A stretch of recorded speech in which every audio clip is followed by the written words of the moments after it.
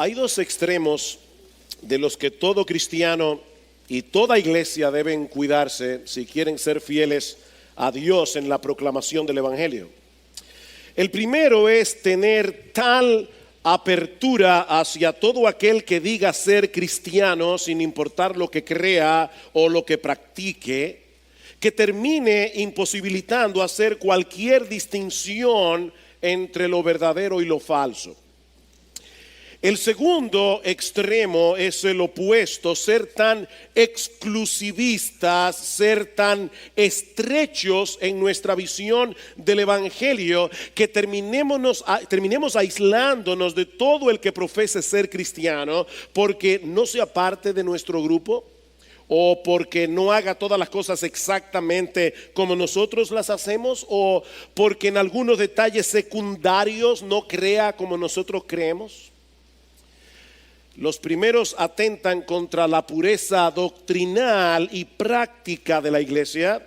Los otros atentan contra la unidad y la cooperación ministerial que debería caracterizar al pueblo de Dios. A ese pueblo que realmente cree, predica y vive el Evangelio.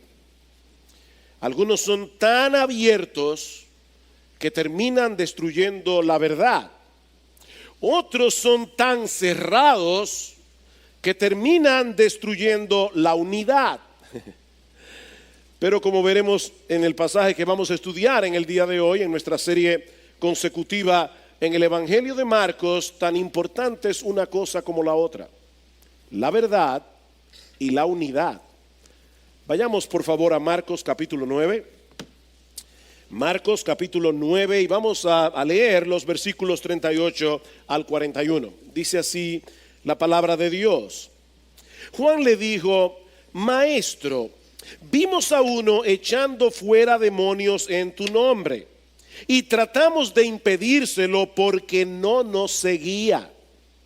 Pero Jesús dijo: no se lo impidáis, porque no hay nadie que haga un milagro en mi nombre y que pueda enseguida hablar mal de mí. Pues el que no está contra nosotros, por nosotros está. Porque cualquiera que os dé de beber un vaso de agua por razón de vuestro nombre, ya que sois seguidores de Cristo, en verdad os digo que no perderá su recompensa.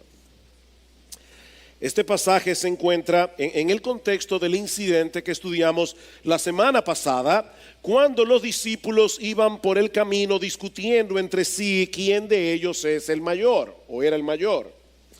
El Señor Jesucristo acaba de anunciarles que él, al llegar a Jerusalén, sería apresado por los principales sacerdotes de la nación, que sería condenado a muerte. Pero los discípulos estaban tan sumidos en su sueño de grandeza que en vez de identificarse con Jesús en ese momento tan sensible de su ministerio, ellos estaban peleando entre sí por los primeros puestos del reino. Cada uno quería el mejor cargo en el gobierno.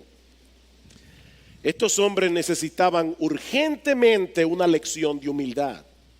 Y eso es precisamente lo que nosotros encontramos en los versículos 35 al 37 que estudiamos la semana pasada. Lean conmigo una vez más el versículo 35. Sentándose, llamando a los 12, les dijo: si alguno desea ser el primero, será el último de todos y el servidor de todos.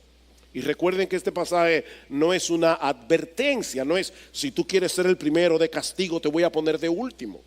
Es más bien una instrucción.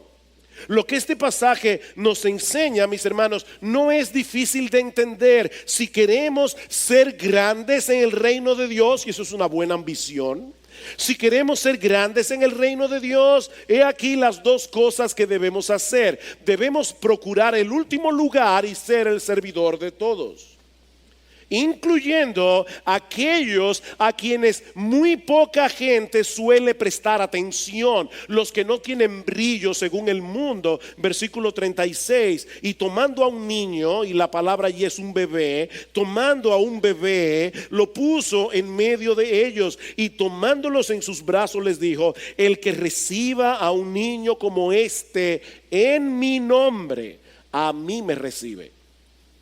Y el que me recibe a mí, no me recibe a mí únicamente, debemos suplir la palabra allí porque es la idea, sino a aquel que me envió. Un niño no tiene poder, un niño no ha logrado nada en la vida, un niño no tiene grandeza, un niño es débil, es dependiente, es usualmente ignorado, es vulnerable, no tiene nada que ofrecer. De manera que lo que el Señor está diciendo a sus discípulos aquí es algo como esto: si tú recibes a un creyente solo por el hecho de que crea en mí, aunque ese creyente no haya logrado ninguna de las cosas que llaman la atención de las personas del mundo, me estás recibiendo a mí. Y no solamente a mí, sino también al Padre que me envió. En otras palabras, los verdaderos discípulos de Jesús manifiestan humildad, recibiéndose unos a otros para servirse unos a otros, en vez de rivalizar y competir entre sí. Y es esta declaración la que sirve de trasfondo al comentario que hace Juan en el versículo 38. Y yo sé que todos nosotros, cuando pensamos en Juan el apóstol, pensamos, ¿verdad?, en el discípulo del amor. Todos conocemos a Juan como el apóstol del amor, por todas las veces que él habla de ese tema en sus cartas. Pero ¿saben qué, mis hermanos? Tal parece que en esta etapa de su vida, Juan estaba muy lejos de llegar a ser el discípulo del amor. Juan en ese momento era un joven bastante impulsivo, con un carácter muy impetuoso, y parece que eso era de familia, porque lo mismo le pasaba a Jacobo, su hermano. Tanto así que el Señor les puso a los dos, a Juan y a Jacobo, el sobrenombre de Boanerges, que significa hijos del trueno. Hijos del trueno. Fueron precisamente Juan y Jacobo los que en una ocasión le preguntaron al Señor. Ellos iban caminando hacia Jerusalén, pasaron por Samaria y los samaritanos no quisieron recibirlo. Y fueron precisamente Juan y Jacobo los que dijeron: Señor, ¿tú quieres que nosotros oremos al Padre para que envíe fuego del cielo y los consuma? Ese fue el apóstol del amor.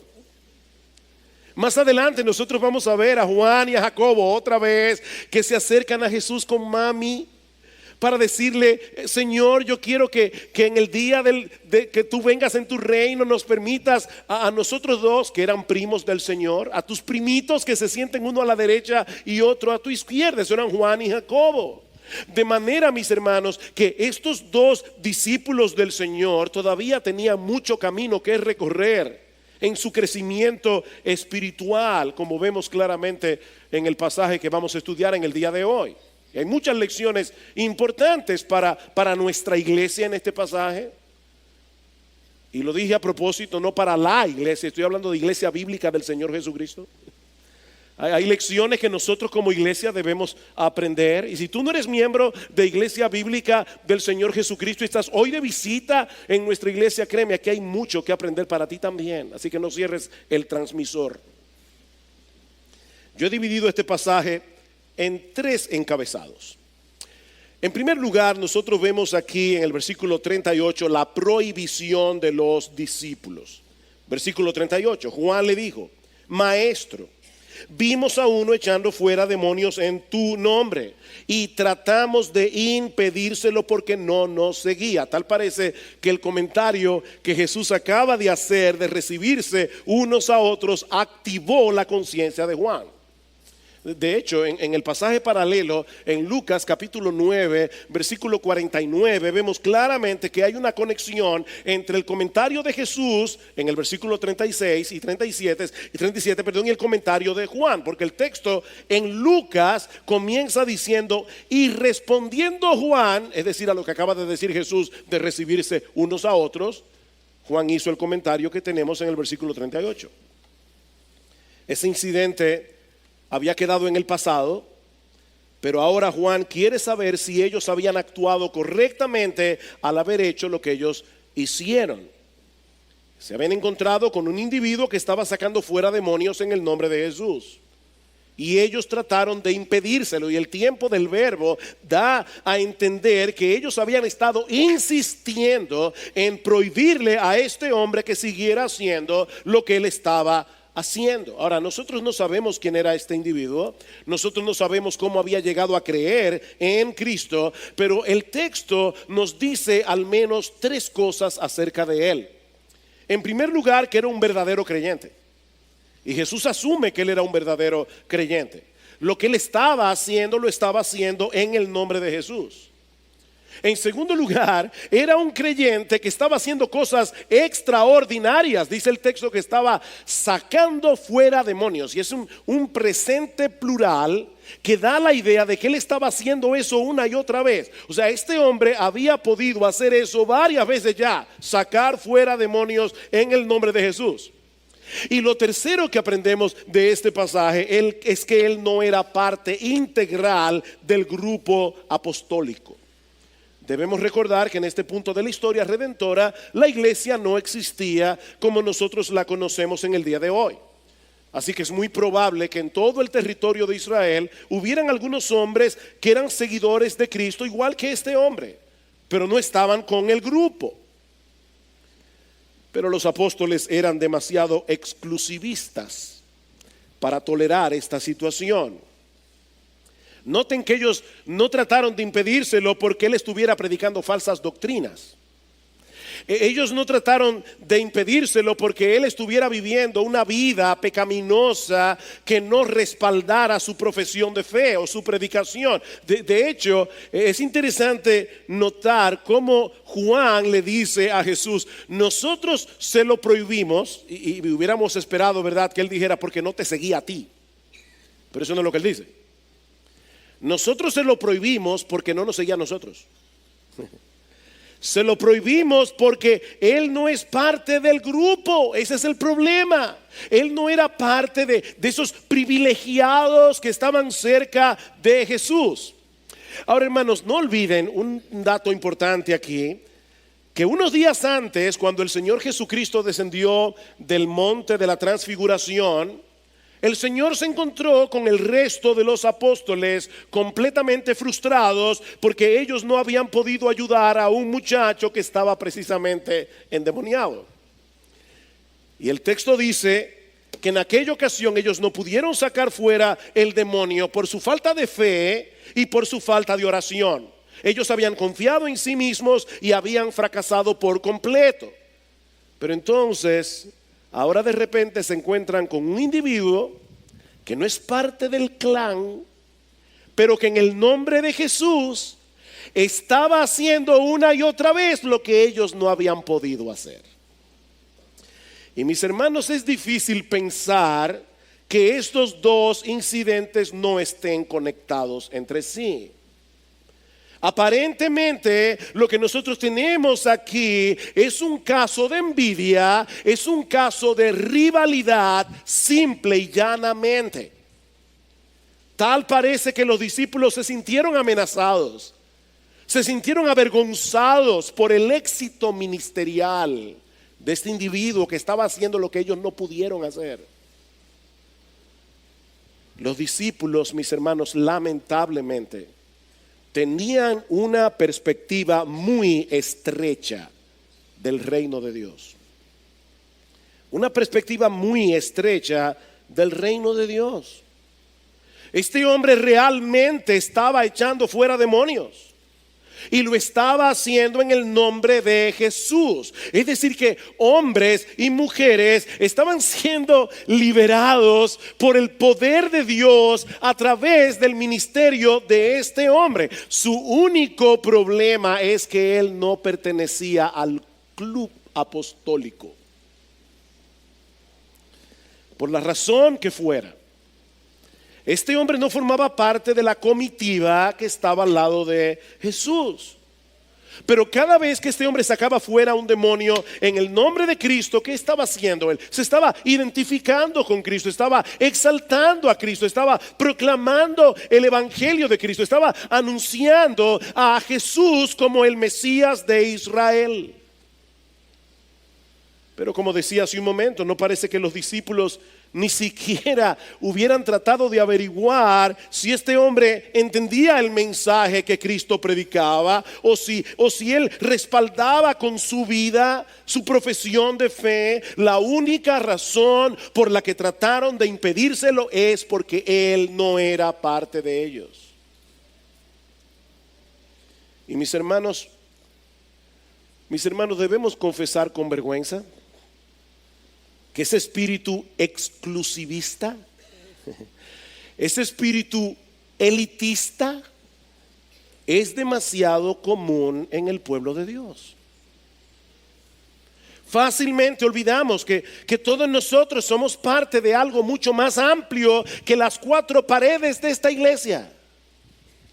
Somos parte de algo mucho más amplio que el entorno de nuestro grupo.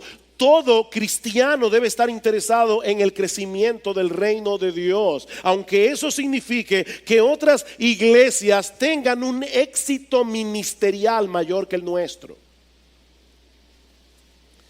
Nuestra meta no es que nuestro grupo crezca. Nuestra meta no es la ampliación de nuestro clan. Nuestra meta es que el evangelio de Cristo se expanda por el mundo y que más y más personas sean traídas de la muerte a la vida por el poder de la palabra. Cuidado, hermanos míos, amados miembros de IBCJ, con la envidia y la rivalidad ministerial. Eso es un pecado odioso. Es un pecado odioso que quebranta la unidad del pueblo de Dios. Es un pecado odioso que frena nuestra eficacia. Y es un terrible testimonio ante los ojos del mundo. Noten cómo reaccionó Jesús al comentario de Juan. Y eso nos lleva a nuestro segundo encabezado. Ya vimos la prohibición de los discípulos. Veamos ahora en segundo lugar la prohibición de la prohibición. Versículo 39. Pero Jesús dijo: no se lo impidáis. No se lo impidáis. Porque no hay nadie que haga un milagro en mi nombre y que pueda enseguida hablar mal de mí. Este texto puede ser traducido también: dejen de impedírselo. Es la idea. Dejen de impedírselo. En otras palabras, el Señor no solamente estaba corrigiendo a los discípulos por lo que había pasado, el Señor nos está dando instrucciones de lo que debemos hacer en el futuro cuando se presente una situación similar. Dejen de hacer eso. Al prohibir su prohibición, el Señor está mostrando claramente que Él no sentía ninguna simpatía por ese espíritu exclusivista y elitista de los apóstoles. Lo que ellos habían hecho, mis hermanos amados, no surgió de un corazón lleno de celo por la verdad. Lo que ellos habían hecho había surgido de un corazón lleno de celo por el grupo. ¿Ven la diferencia? Como si el grupo en sí fuera más importante que la expansión del reino de Dios. Y mis hermanos, yo espero que nadie me malentienda en esta mañana con lo que yo estoy diciendo. Nosotros debemos ser celosos con la sana doctrina. De ninguna manera podemos adoptar ese espíritu distorsionado de tolerancia que nosotros vemos en el mundo en el día de hoy, donde nadie tiene derecho a denunciar la falsedad, donde nadie tiene derecho a denunciar el error. No, mis hermanos, si somos ligeros con la pureza doctrinal, terminaremos corrompiendo el evangelio, terminaremos siendo infieles a Dios. Y el Nuevo Testamento es muy claro en ese sentido. Pablo dice a los creyentes en Roma, Romanos capítulo 16, versículo 17: os ruego, hermanos, que os fijéis en los que causan divisiones y tropiezos en contra de la doctrina que vosotros habéis aprendido y que os apartéis de ellos. Está claro, ¿verdad? Apártense de esas personas. Judas en su carta, Judas el apóstol, no el traidor, Judas nos exhorta a que contendamos ardientemente por la fe que nos fue entregada por medio de los apóstoles. Y el mismo Señor Jesucristo, cuando envía su carta a la iglesia de Éfeso en Apocalipsis capítulo 2, ¿por qué alaba Jesús a la iglesia de Éfeso? Porque ellos eran sanos en doctrina. Jesús los alaba por su celo doctrinal. Así que, hermanos, de ninguna manera estamos proponiendo que seamos ligeros con las doctrinas. De ninguna manera estamos proponiendo que seamos ligeros con la santidad y aceptemos a todo el mundo que diga ser cristiano, porque no todos son lo que dicen ser. ¿Oyeron eso? No todo el mundo que dice ser cristiano es cristiano. De hecho, la Biblia va más lejos todavía. La Biblia dice que en el mundo aún hoy hay muchas personas que claman ser cristianas y van camino al infierno. Uno de los textos más duros que nosotros encontramos en los evangelios está en Mateo capítulo 7, versículo 21. Luego de haber advertido a los discípulos: cuídense de los falsos maestros que vienen vestidos de ovejas, pero son lobos rapaces. Oigan lo que dice el Señor, versículo 21. No todo, Mateo 7, no todo el que me dice Señor, Señor, entrará en el reino de los cielos, sino el que hace la voluntad de mi Padre que está en los cielos. Muchos me dirán en aquel día: Señor, Señor, ¿no profetizamos en tu nombre? Y en tu nombre echamos fuera demonios, y en tu nombre hicimos muchos milagros. Y entonces les declararé: jamás os conocí, apartaos de mí los que practicáis la iniquidad.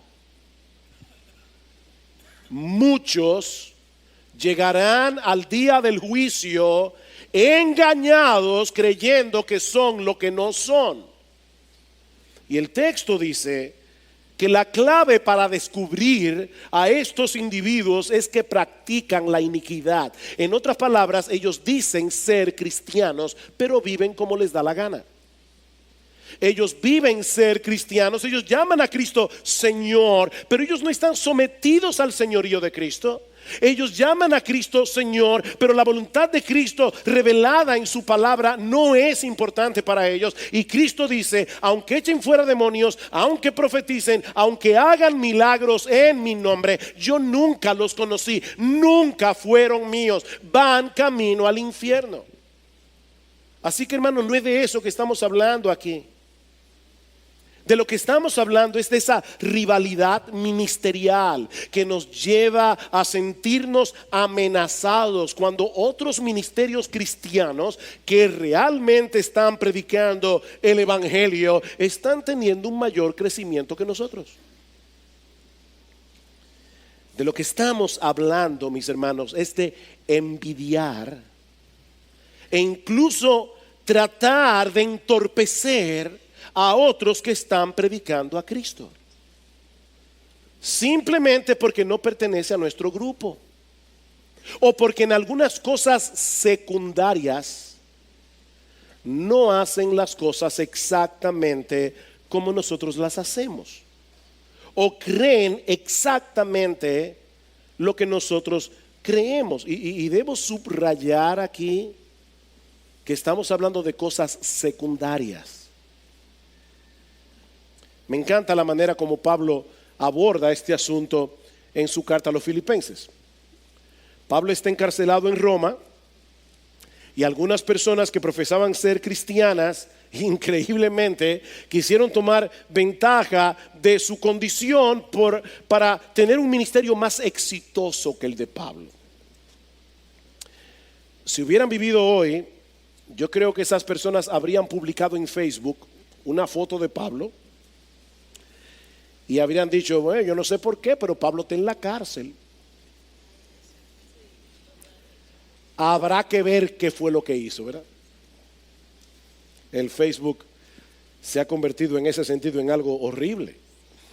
En ese sentido, en el día de hoy, cualquiera apunta los cañones del Facebook y comienza a acabar con medio mundo. ¿Saben cómo reaccionó Pablo ante esta absurda competencia ministerial? Vayan conmigo a Filipenses capítulo 1.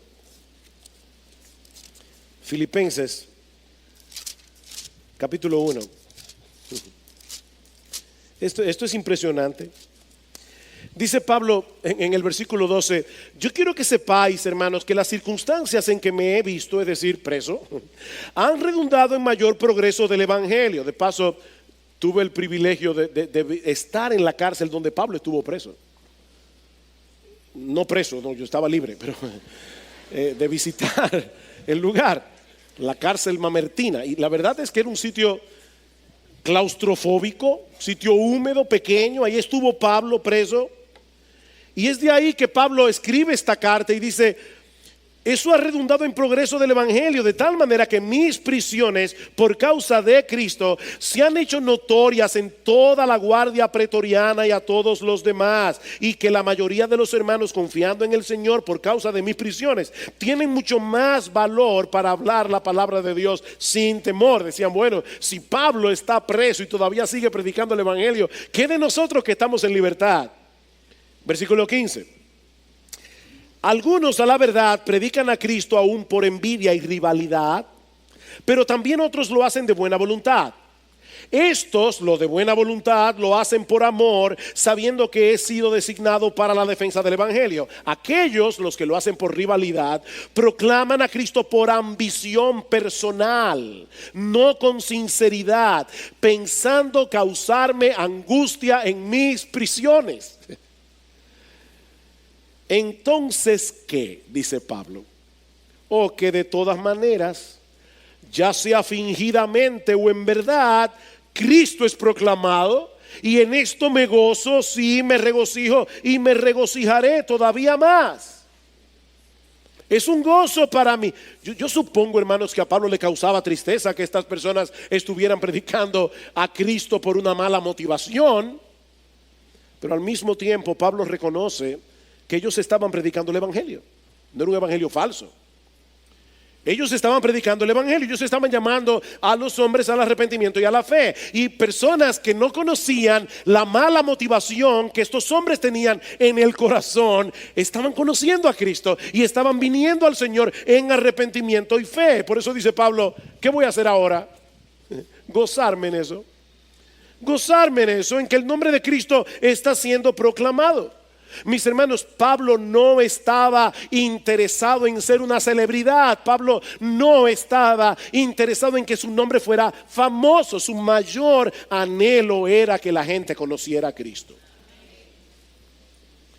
Y si aún hubiera aparecido un predicador con un don más excelente que el suyo, yo estoy seguro que eso hubiera llenado de alegría el corazón de Pablo.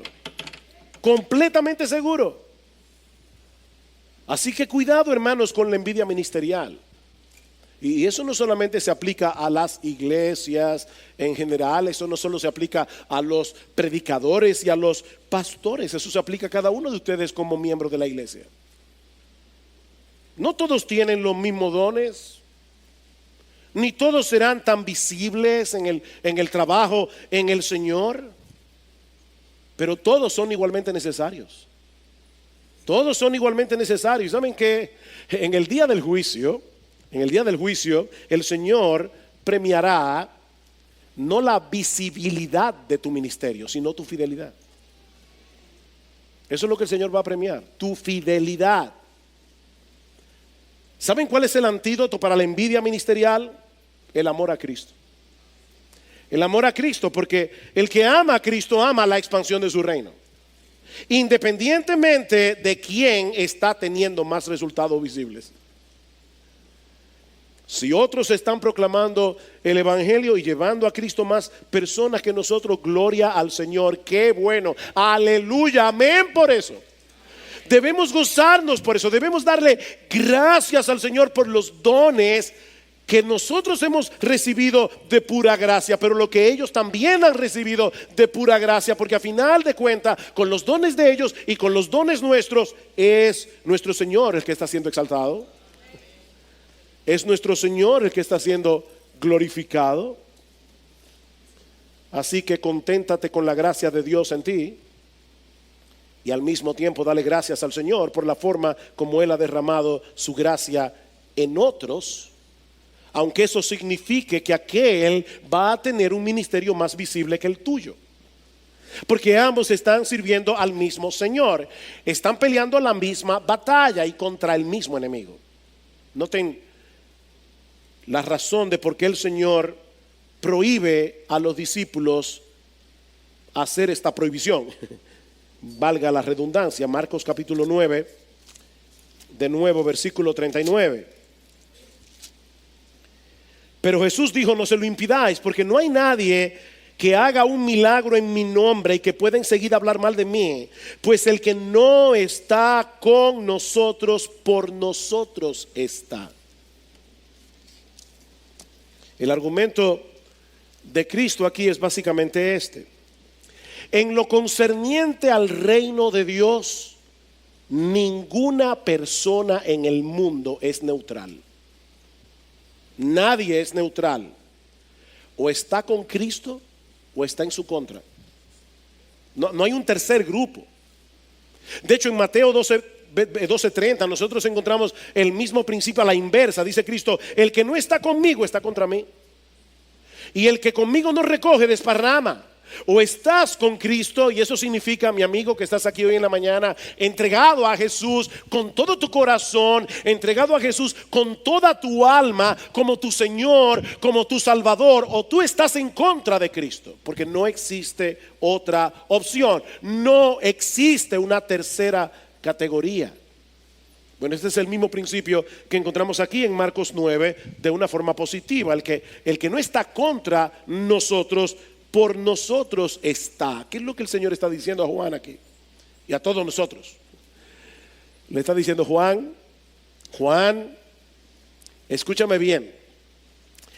El asunto aquí no es si esta persona forma parte de tu grupo. El asunto que tú debes evaluar es si esa persona está a favor mío o en contra de mí. Eso es todo lo que hace la diferencia. No es si te sigue a ti, no es si es parte de tu grupo, no es si es parte de tu clan, no es si es miembro de tu club.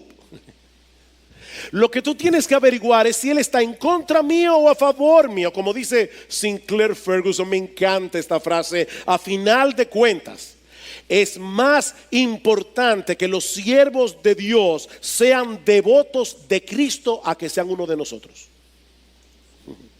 Eso es más importante. Es posible que alguien esté predicando el evangelio con muy poca luz y necesite ser instruido. Eso fue lo que sucedió con Apolos. ¿Recuerdan en Hechos capítulo 18? ¿Qué hicieron Priscila y Aquila cuando vieron a Apolos con este fuego? Era un gran orador, pero tenía sus errores, le faltaba luz. ¿Qué hicieron Priscila y Aquila? Publicaron en Facebook una foto de Apolos y dijeron: no escuchen a este hombre. ¿Qué hicieron Priscila y Aquila? Tomarlo, instruirlo para que lo hiciera mejor. En vez de montar una campaña contra Apolos, ellos vinieron en su ayuda. Pero hay algo más. Versículo 41. Porque, otra razón, cualquiera que os dé de beber un vaso de agua por razón de vuestro nombre, ya que sois seguidores de Cristo, en verdad os digo que no perderá su recompensa. Y esta declaración honestamente me dio mucho trabajo, porque se puede interpretar de dos maneras distintas, y yo espero poder ser claro en presentar las dos opciones. Por un lado, el Señor puede estar diciéndole a Juan que lejos de prohibir o de estorbar a este tipo de personas en lo que están haciendo, más bien deberíamos darle todo el apoyo posible, aunque no forme parte de nuestro grupo particular, porque al hacerlo nosotros tendremos recompensa. O sea, cada vez que tú ayudas a un siervo de Dios, cada vez que tú contribuyes a que un siervo de Dios siga haciendo su labor, aunque sea dándole un vaso de agua, Dios te va a recompensar por eso. Porque tú no estás simplemente saciando la sed de un individuo que tiene sed. Tú estás contribuyendo con el avance del reino de Dios, aunque sea con una cosa tan pequeña como darle un vaso de agua. Y Cristo está diciendo, créeme, si tú le das a un siervo de Dios un vaso de agua fría, tú no vas a perder tu recompensa. Porque no es el precio de lo dado lo que el Señor toma en cuenta, es la fe y la obediencia con que tú lo haces. Tú amas al reino, tú amas la predicación del evangelio y estás sirviéndole a un siervo de Dios. Bien, no vas a perder tu recompensa. Pero el Señor también puede estar diciendo lo siguiente aquí. Ustedes están tratando de estorbar a alguien a quien yo voy a recompensar. O sea, en este caso la recompensa no es para ti que das el vaso de agua al siervo.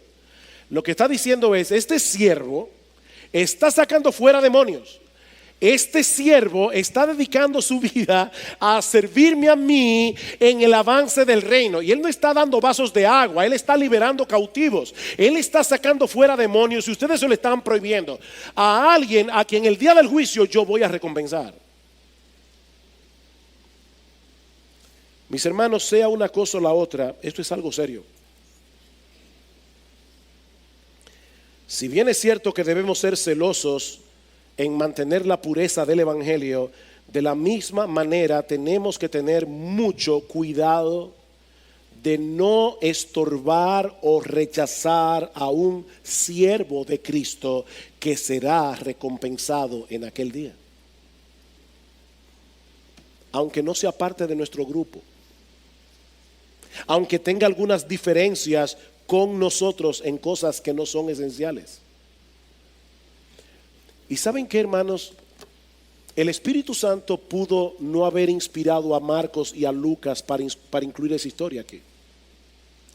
¿Saben por qué el Espíritu Santo inspiró a Marcos e inspiró a Lucas para escribir este incidente? Porque él sabía que la enseñanza de este pasaje iba a ser necesaria para su iglesia a lo largo de los siglos. Y eso me lleva a la última parte de este mensaje bien breve. Mis hermanos, ¿qué aprendemos de esta historia? ¿Qué aprendemos de esta historia? Bueno, hay varias cosas aquí que debemos aprender.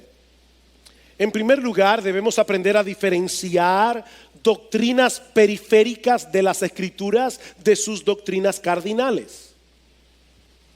Hermanos, no podemos darle la misma importancia a la doctrina de la deidad de Cristo, a la doctrina de la Trinidad, Dios Padre, Dios Hijo, Dios Espíritu Santo, tres personas, pero un solo Dios. No podemos darle la misma importancia a la inspiración de las Escrituras. No podemos darle la misma importancia a la salvación únicamente por gracia, únicamente por fe y únicamente por Cristo, a la importancia que le damos a la doctrina del milenio, por ejemplo, a la doctrina del rapto de la iglesia. No tienen la misma importancia. No podemos darle la misma importancia a doctrinas cardinales de las Escrituras al hecho de si una iglesia adora con una batería o sin una batería.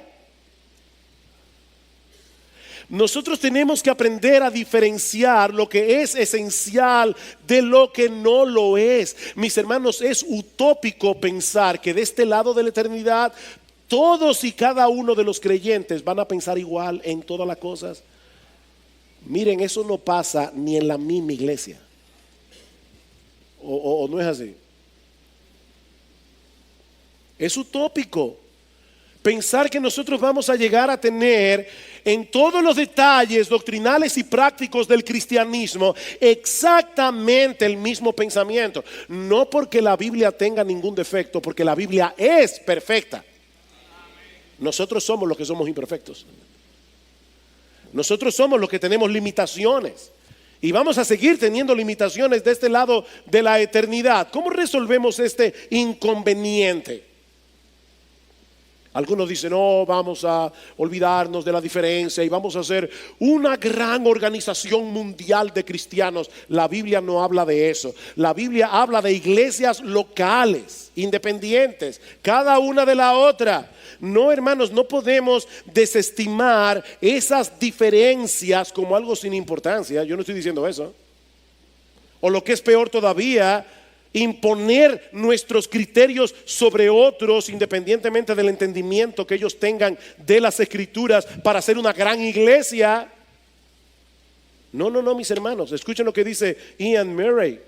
Lo que podríamos llamar diferencias secundarias entre cristianos no son sin consecuencias y pueden ser lo suficientemente importantes como para prevenir la unidad formal de cristianos en la misma denominación. Imagínense a un bautista que cree que cada iglesia es independiente y que se deben bautizar únicamente los adultos que creen en Cristo, y una iglesia presbiteriana que cree que la iglesia es una gran organización, el presbiterio al que pertenece cada iglesia presbiteriana, y que se puede bautizar a los niños en su infancia.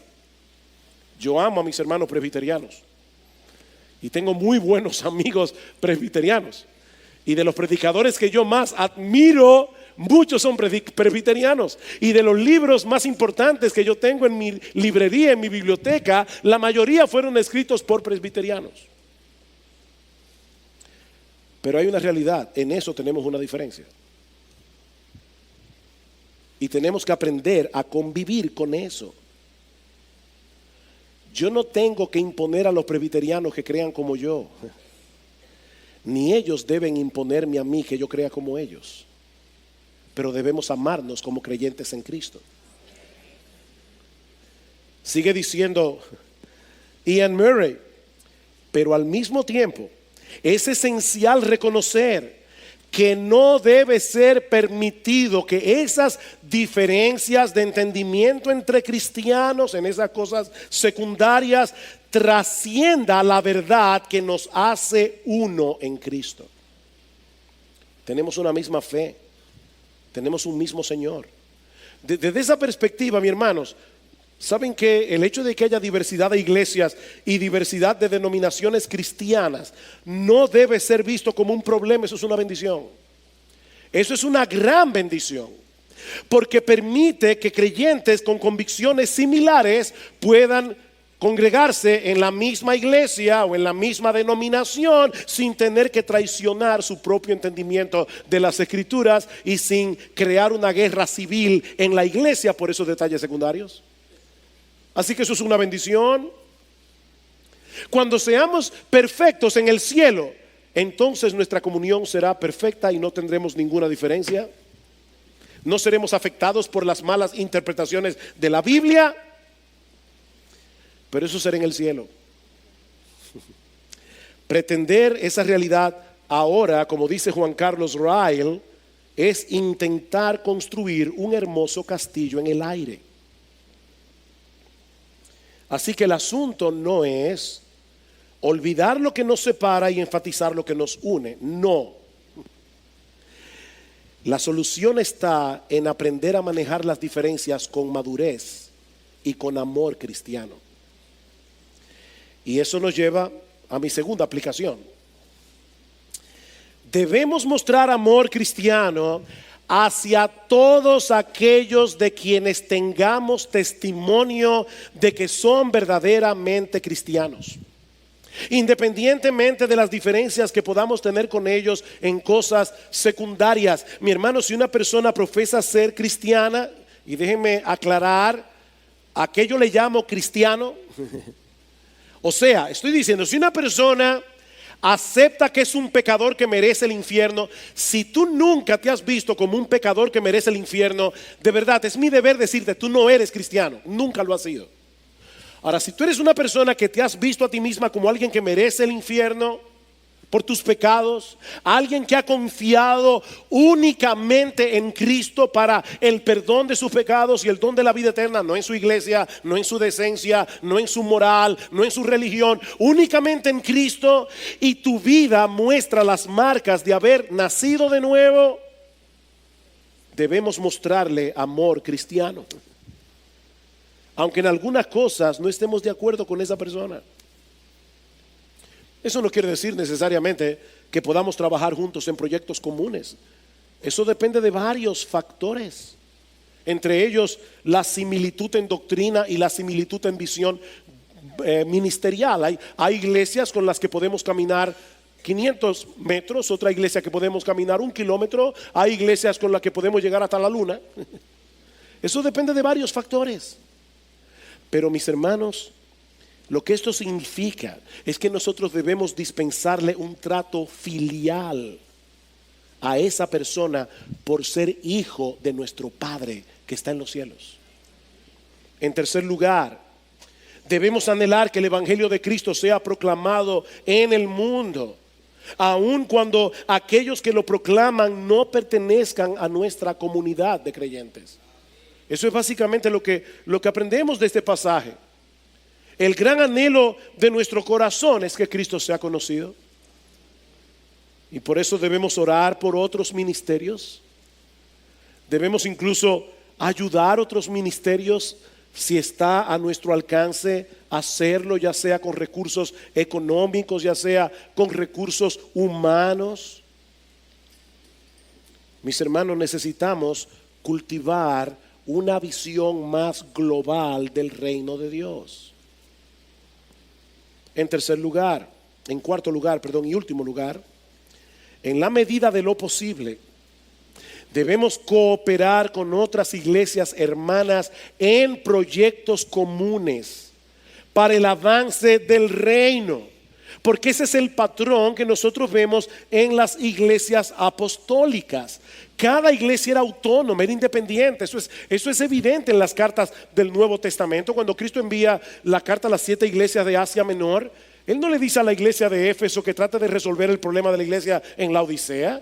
Cada iglesia tenía su problemática y cada iglesia debía trabajar independiente. Cada iglesia es autónoma en su gobierno, en su constitución. Pero hermanos, autonomía no significa aislamiento. No significa aislamiento. En el Nuevo Testamento, y yo no tengo tiempo ahora para probar eso, pero en el Nuevo Testamento vemos iglesias cooperando entre sí, ocasionalmente, para el sostenimiento de obreros, para el evangelio, para el avance del evangelio. Vayan conmigo un momentito a la tercera carta de Juan. Y de paso, este texto debe ser de gran estímulo para todos nosotros, porque el que escribió este pasaje es Boanerges, uno de los hijos del trueno, que aprendió la lección. Eso debe ser alentador, ¿verdad? Porque nosotros a veces nos cansamos con nosotros mismos cuando no nos vemos crecer, y a veces nos cansamos cuando estamos discipulando a otros porque no los vemos crecer.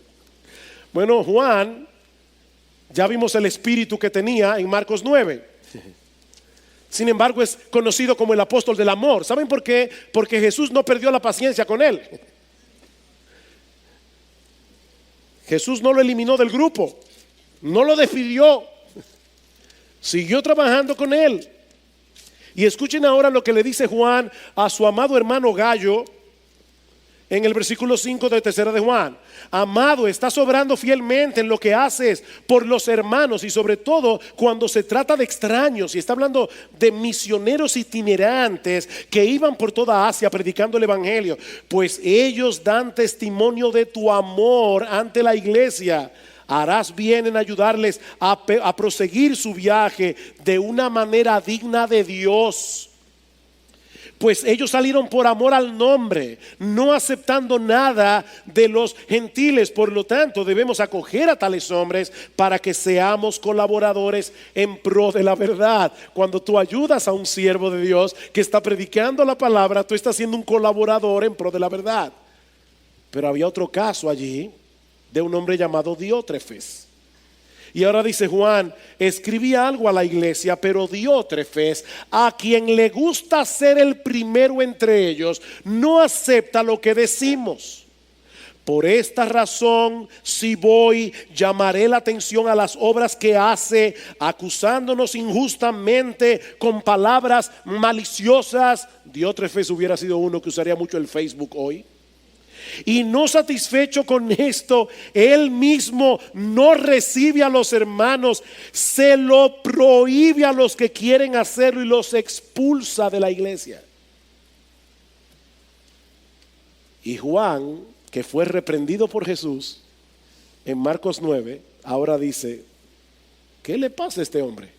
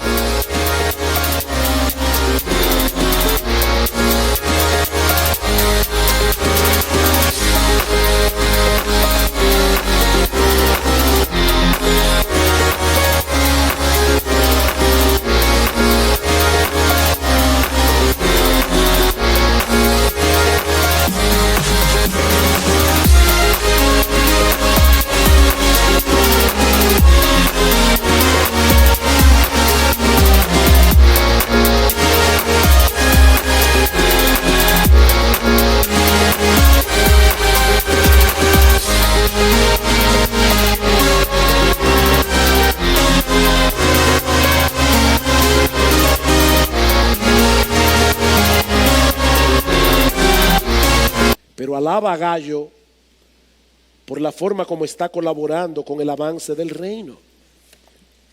Debemos ayudar a creyentes en momentos especiales de necesidad. Pablo alaba a la iglesia en Macedonia por la ofrenda que recogieron para los santos en Jerusalén, según a los Corintios 8 y 9. Debemos tratar de fortalecer el liderazgo de otras iglesias. ¿Qué hizo Bernabé cuando fue a Antioquía y vio lo que estaba pasando en Antioquía y vio la necesidad? Inmediatamente fue a Tarso y buscó a Pablo y lo trajo a ser parte del equipo ministerial. Hermano, cuando sus pastores salen a otros lugares, nosotros simplemente estamos siguiendo el ejemplo de las iglesias del Nuevo Testamento. Estamos ayudando a otros como otros nos han ayudado a lo largo de la historia de esta iglesia. ¿O es que ya olvidamos nuestra historia? En conclusión, somos una gran familia de creyentes, unidos por un vínculo indisoluble y glorioso. Tenemos la misma fe en el mismo Señor, la morada del Espíritu Santo en nuestros corazones y el mismo destino eterno en la presencia de Dios. De este lado del cielo, esa comunión no será perfecta. Oh hermanos, pero anhelamos de todo corazón la llegada de aquel día en que los redimidos del Señor, de toda tribu, de todo pueblo, de toda lengua y de toda nación, estemos adorando juntos al Cordero y disfrutando de una comunión perfecta por los siglos de los siglos. Ahora, mientras llegamos allá, mostremos en la medida de lo posible la realidad de nuestra unión en Cristo, no menospreciando las doctrinas, sino sobreponiendo el amor a las diferencias. Me encanta como lo dice Juan Carlos Ryle, un ministro del Señor del siglo XIX. Él decía: tenemos que levantar paredes doctrinales bien claras, pero no levante las paredes tan altas que no puedas darle la mano al otro verdadero cristiano que está del otro lado de la verja. Y si tú estás aquí sin Cristo en esta mañana, yo quiero recordarte lo que yo decía o lo que decía nuestro texto. No existe la neutralidad en el reino de Dios. No existe. O estás con Cristo o estás en su contra. Y aún si tú dijeras en esta mañana: mira, honestamente ese tema me es indiferente, yo he decidido no decidir nada. Déjame decirte, mi amigo, que decidir no decidir es una decisión. Tú estás decidiendo en contra de Cristo. Mi amigo, si nunca te has visto a ti mismo como alguien que merece el infierno por causa de tus pecados, si nunca has decidido renunciar, seguir viviendo para ti mismo, seguir haciendo tu voluntad en vez de la voluntad de Dios, si nunca has dejado de confiar en tu propia decencia, en tu religiosidad, para confiar únicamente en Cristo y en la obra de redención que Él llevó a cabo en la cruz del Calvario, mi amigo, tú no eres cristiano. Tú no eres cristiano y estás en contra de Cristo. Yo no sé a qué religión tú perteneces. Si tú nunca te has visto como un pecador que merece el infierno, si tú nunca has dejado de confiar en tu propia bondad, en tu propia decencia, en que tú eres mejor que otro, no importa si tú eres evangélico, tú no eres cristiano. Tú no eres cristiano. Pero mi amigo, Él promete en su palabra recibir a aquel que viene rendido a sus pies, clamando por perdón y misericordia. No te vayas de este lugar perteneciendo al otro reino. Pídele a alguien aquí que te explique mejor el mensaje del evangelio, pero sobre todas las cosas, pídele a Dios que transforme tu corazón. Pídele a Dios que te dé la gracia de la fe, la gracia del arrepentimiento. Pídele que cambie tu corazón de piedra por un corazón de carne. Cristo vino a darnos vida y vida en abundancia. Y si tú vienes ahora a Cristo en arrepentimiento y fe, esa vida abundante será para ti.